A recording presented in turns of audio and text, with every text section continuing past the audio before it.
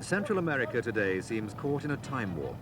8 years ago, when Ronald Reagan came to power, the subcontinent was devastated by war, disease, and poverty.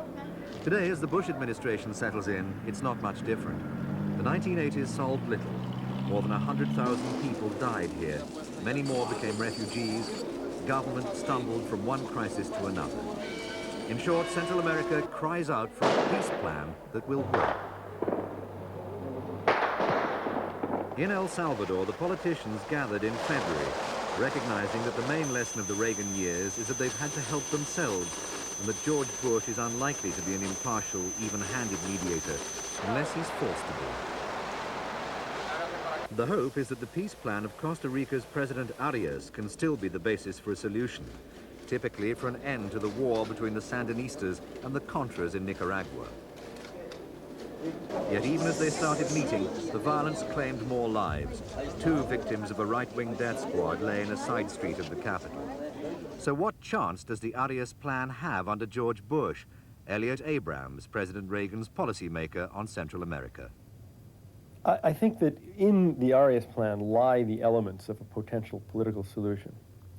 It's all there. What is missing is teeth. What is missing is pressure on the Sandinistas. They've signed it. Now, how do we get them to do it? They've said freedom of the press, freedom of speech, freedom of religion. How do we get them to do that? And the pressure has been inadequate since Congress cut off the aid to the Contras. I would say that it is ironic that Arias, who is one of the promoters of cutting off Contra aid, thereby cut his own throat, because he eliminated the only successful, I think, the only successful mode of pressuring the Sandinistas to comply with their promises. I think the Arias plan, without intense pressure on Managua, is a dead duck. With intense pressure, it might be a road to peace.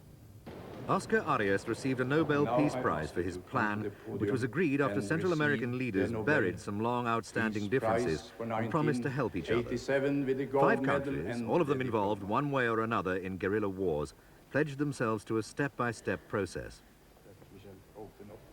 The first step was a ceasefire, then peace talks between the warring parties in any given country, and guarantees that no government out of the 5 would support rebels in another country.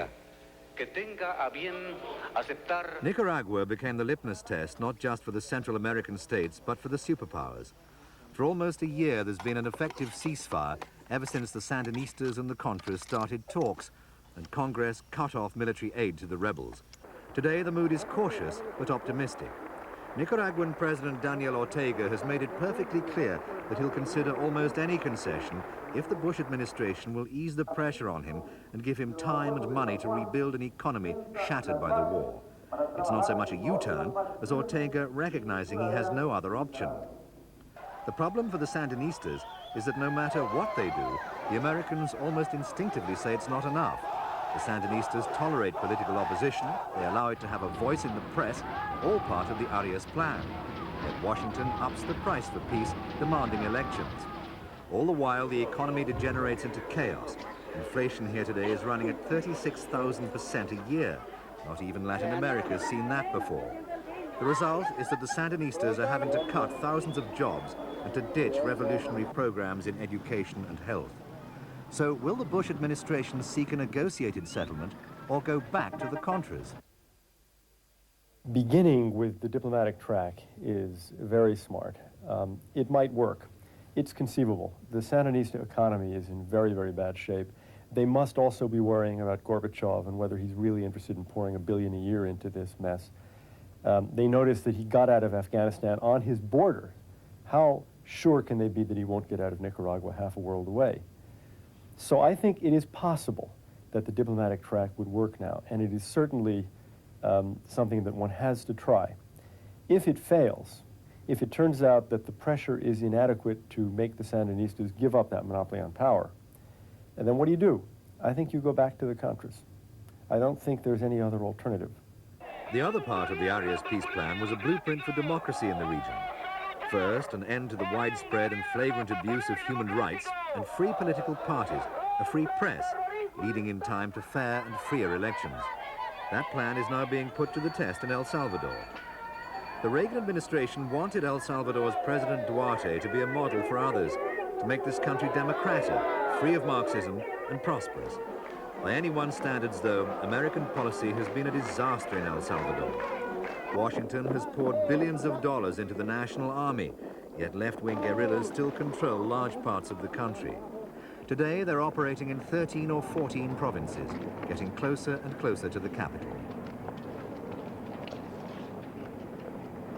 This month, there should be elections here, and the signs are that the extreme right will win. The left-wing guerrilla group, FMLN, claims it hasn't even been given time to prepare a proper campaign. Another indication of the turmoil, the death squads have returned. Figures vary, but Western diplomats here put the average at 10 killings a day, most by the army or the right wing. President Duarte is dying of cancer, and he's weak in political power as well as health. If he bows to left-wing pressure to postpone the elections, there's every indication that the military will mount a coup. Duarte himself recently expressed something of the hopelessness of El Salvador today. He spoke of a country where a generation of youth knows nothing other than violence, where often the only concept of freedom is to kill those who are themselves responsible for murder. Some observers here expect the elections to provoke still more bloodshed. The FMLN has promised a broad offensive if the date is not postponed.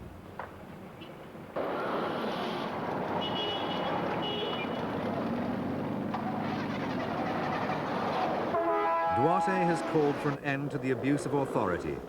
Coming as that does from America's protege, it's a call for Washington to think again on Central America, to put its weight behind the peace process, not rebel movements like the Contras. The alternative is all too familiar, an unbroken cycle of violence.